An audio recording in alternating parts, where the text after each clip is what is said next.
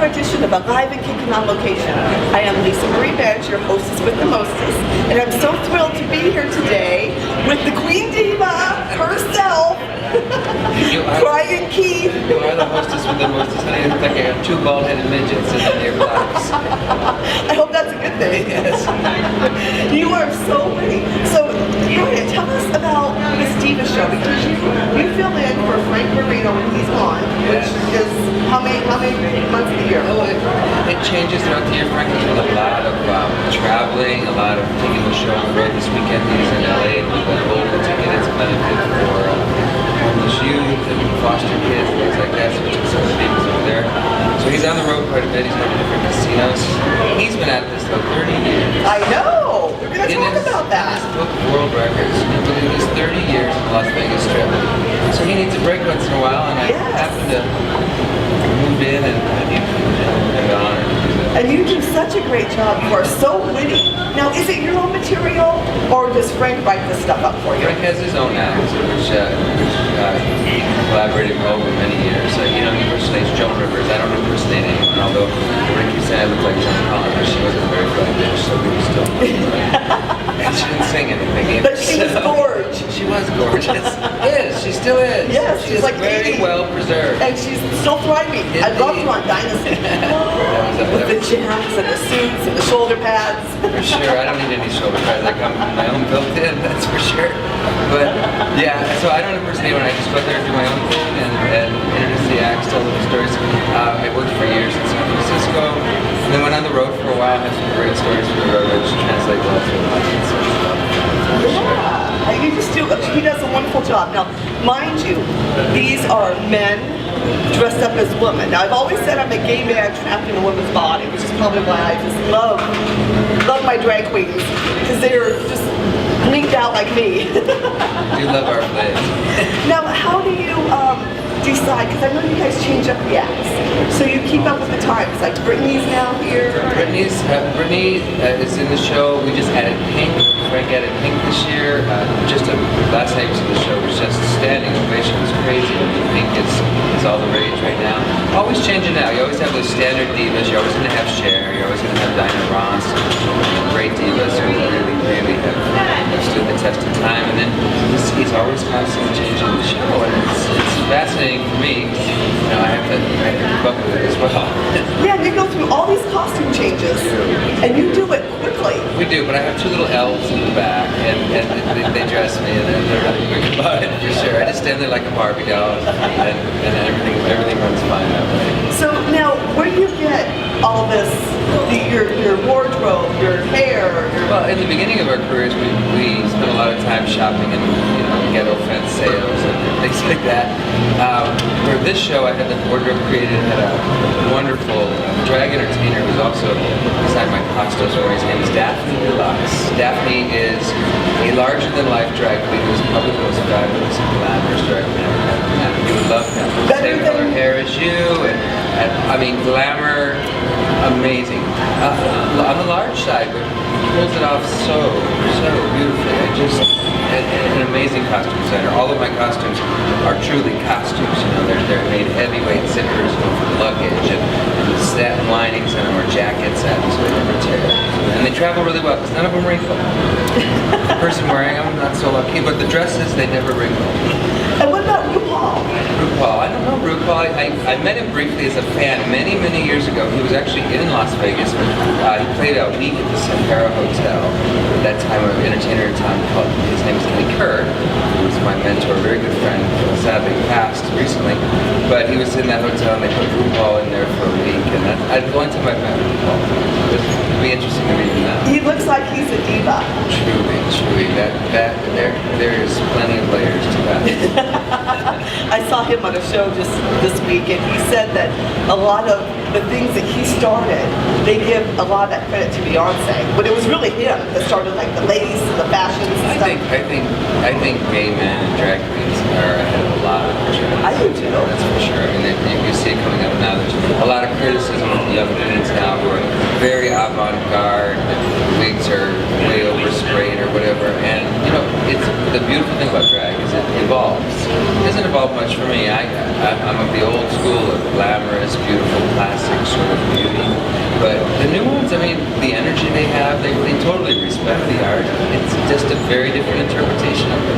And I love that Rue showcases all of that. You know, he's got all these different genres of drag on the show, and it's just a wonderful thing that it's out in the limelight. Years ago, Mrs. Pinocchio said that drag was becoming passé, and it wasn't even relevant anymore. She thought that was the reason that she should close Pinocchio's. And it turns out it wasn't passé at all. It was just evolving into something great. Now it's all over television and everything else, and the houses are still full here in Las Vegas. It's not like they're not selling out 3-4 times a year. So it's not passé. Yeah. So how did you get into this? Is this something from your childhood? You watched your mom get ready or something? No, I never had that. Never had that sort of thing. Like many entertainers, I started off with a kind of a dare to do it. I was running a nightclub here in Las Vegas. It was called The Cave, and I saw it. yeah, It's still here. but it's called something else now. But it was a rock and roll club that we turned into a gay club, and we turned a cabaret room that we had into a showroom. We bring in different acts throughout the year, and then one night the cast of Lacage came over after their show to do a little show of their own. And at that time, I was introducing the show as a stand-up comic, and I would sing a little funny song or whatever. So they dressed me in drag.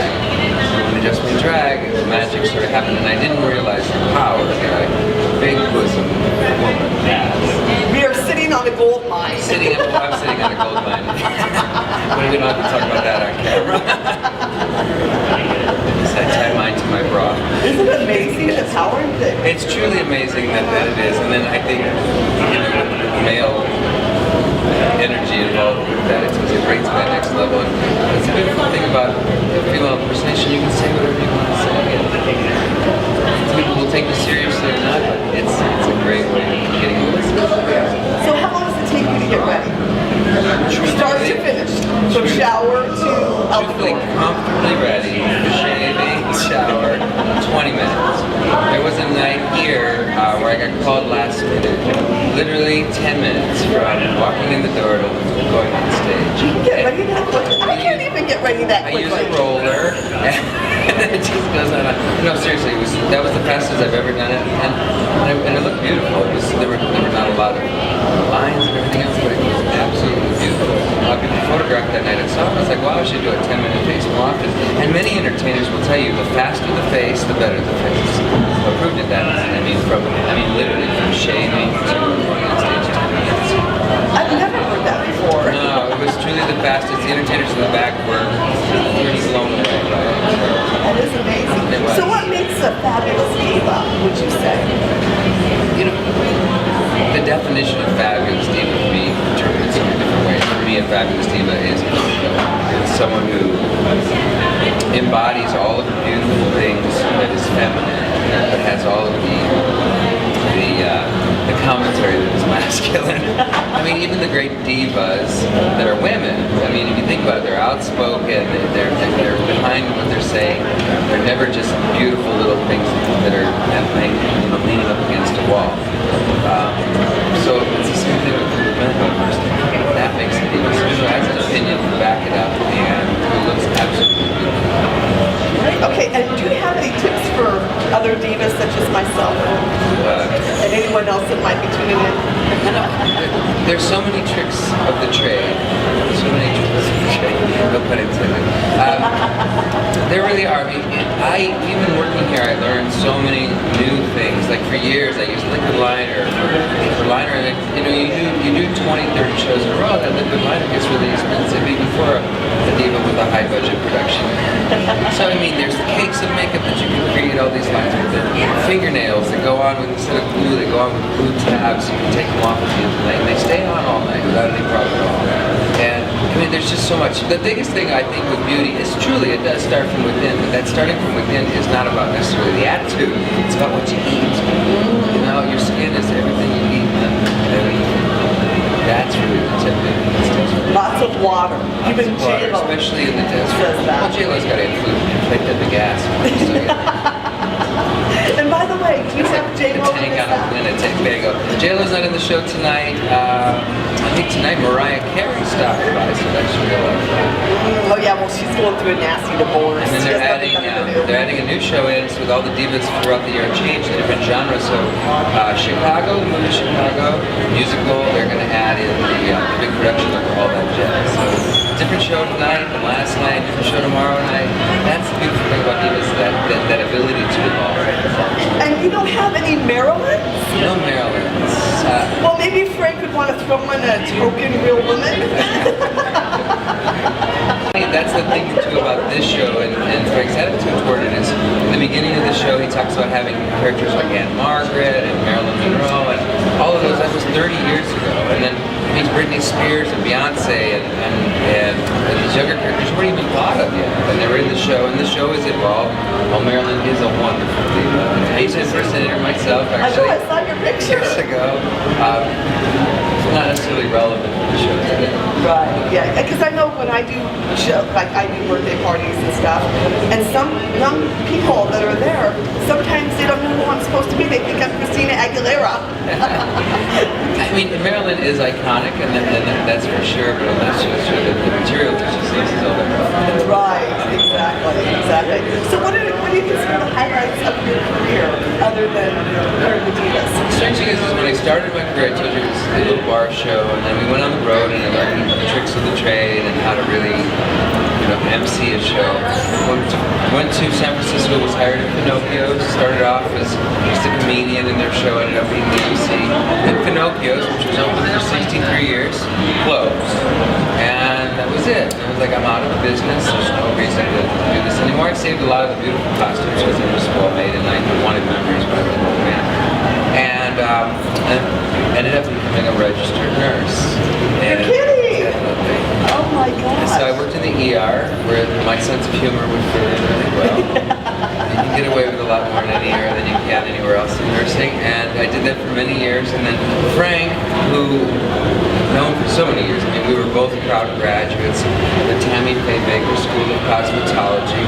And he called me, he was bringing the show from the other end of the strip down here to the middle of the strip at the Link, and he was going to China. He had booked a trip, so 20 days, and he said, I'd like you to come down and do the show. And I said, sure, I can do that, but I was working a full-time job, so we maneuvered it all, and I ended up doing his show. Did very well, apparently, because I've been here now for 5 years, filling in more and more each time.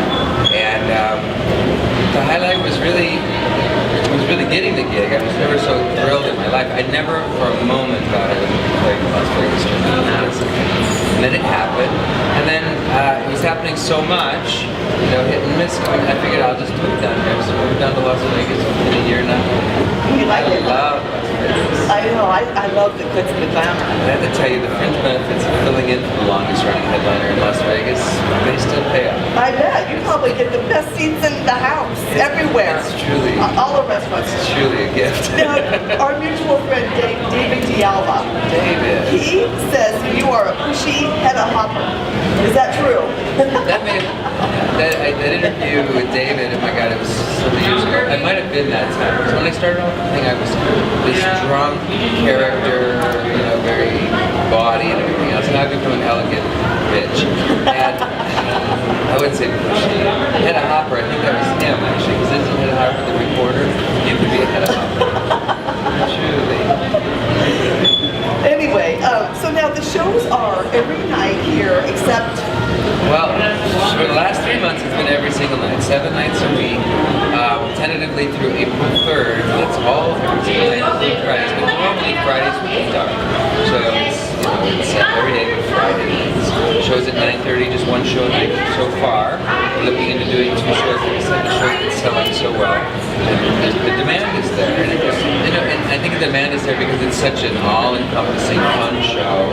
Anybody can really get into it and enjoy it, even if they're uncomfortable. I mean, so many times people come in uncomfortable husbands that were brought by their wives, or people that were like, I don't want to go see a bunch of men in dresses. But we're not promoting a lifestyle. We're having a form of entertainment. It's a lot of fun. So when they leave, they're happy about it. So that diversity is beginning to show because the audiences are growing and growing. And Frank, is an amazing self-promoter and show promoter. It's his show and it's his baby. And He is out there all the time. He's on the road. He's on television. He's doing reality TV.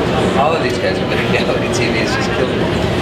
We have a couple performers. One was on America's Got Talent. Derek Barry. Pokemon Trees is in the show. He was on RuPaul's Drag Race.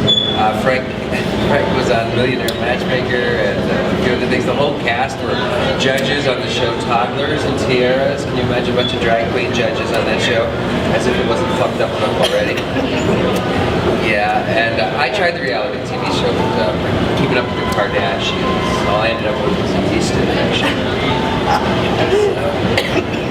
You are so funny. But I can't Got a even little talk. frog in your throat, honey? I do. It's the first piece of meat that's been there in how long? Anyway, let everyone know the show times. 9:30. 9:30 every night, except Fridays after April 3rd. So this is out there after April 3rd of 2015. Probably not Friday night. It's always good to call though, because Frank really is thinking about adding 2 shows a night, or possibly staying at 7 nights a week. Right, and I'm so sorry. I'm just laughing so hard. He is hysterical. Right, Keith? Master Diva of the Divas here. And the show is at the Quad, 3535. It's the Lake now. They keep changing the name. They have an identity crisis. It was the Imperial Palace, now it's the Quad, or it was the Quad, now it's the Lake. It doesn't have a front door either. Oh, okay. Use the side doors. 3535 South Las Vegas Boulevard. Come check it out. Best show in town. Thank you so much. You got me all choked up.